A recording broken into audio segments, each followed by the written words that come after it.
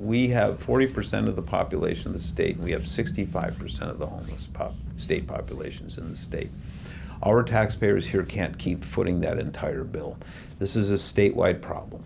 It is. We know Fairbanks sends people here. We know the Valley does. We know the Kenai Peninsula does, to include a lot of the villages. They send their homeless and some of their problematic people here.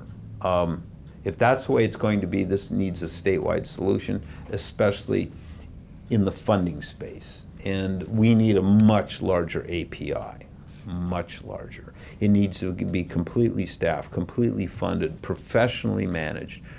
But we need a large shelter. And we went to the legislature last session for $25 million to build and operate a shelter plus some other things. And we're going to go to them again, and because morally, this is what's coming, winter. We all know that. I am not going to be responsible for people freezing to death on this street.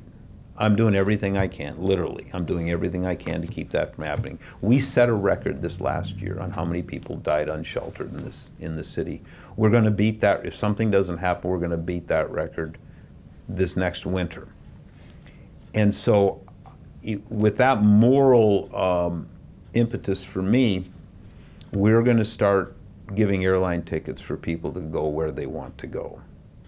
If they want to go to a warmer climate, it's far cheaper to give them $600 to get an airline ticket to anywhere from San Diego all the way to Seattle, or to Fairbanks, or where they've got family that can take them, or back to the bush. I have no choice now, because we don't have a large shelter to put these people when they need it at 10 below.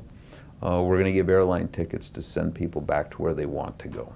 And didn't want to do that, never wanted to be there, but guess what? That's what's coming. So Sullivan Arena is off the table?